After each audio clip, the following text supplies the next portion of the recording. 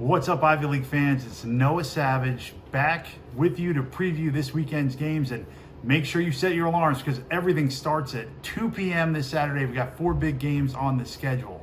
First up, it's Columbia-Harvard. Columbia is coming off a huge weekend where they had a great first half at Princeton before falling in that game, and then they went down to the Palestra and beat Penn.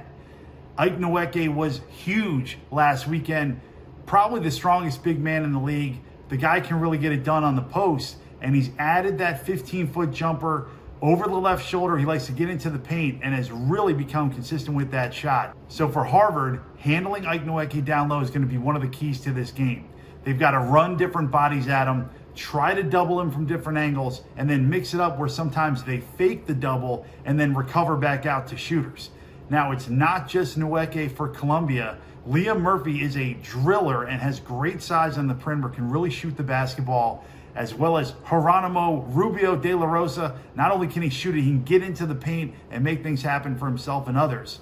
Now for Harvard, it all starts with Noah Kirkwood and Chris Ledlum coming off another huge game last weekend.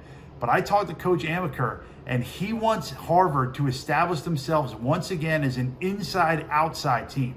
So how do they get some guys on the block?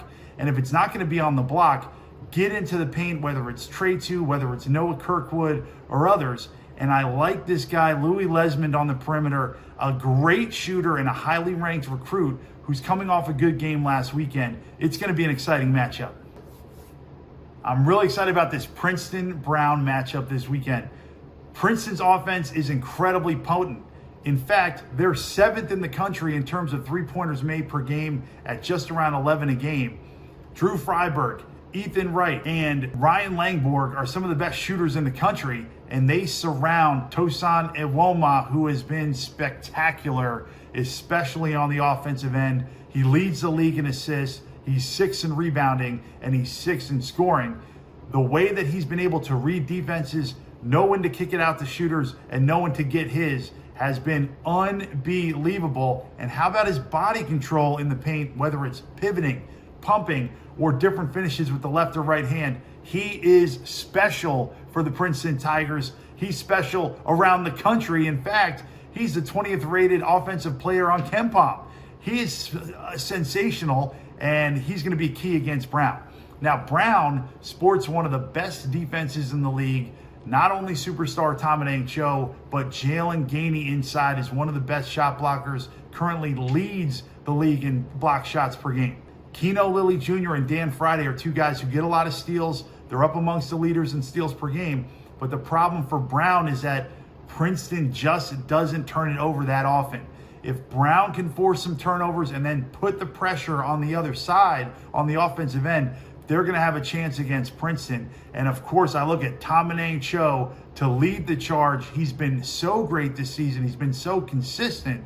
He's got to put the pressure on the other end on Tosan Ewoma.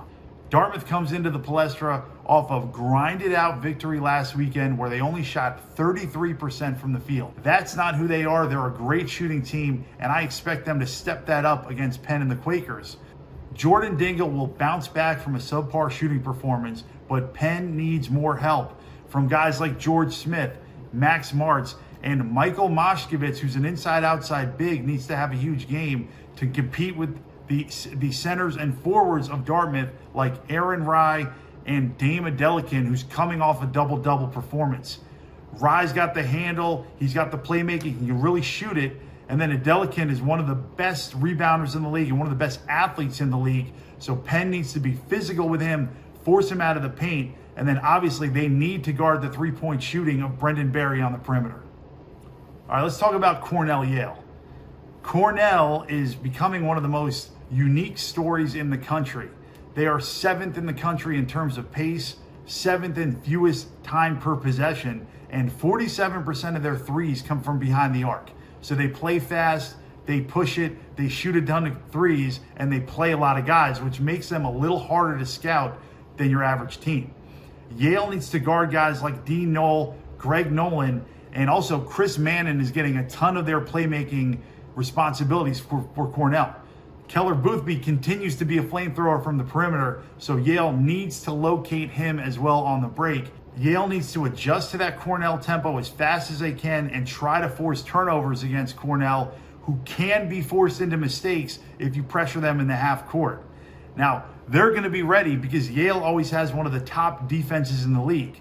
But it's not only defense with Yale. How about Azar Swain, the flamethrower from the perimeter? He can make plays in pick and roll situations, get in the paint, and obviously is one of the greatest shooters of all time to play in that program. He, Jalen Gabadon, and then Matthew Cotton are going to be key for Yale because sometimes the best way to fight fire is back at them with even more firepower.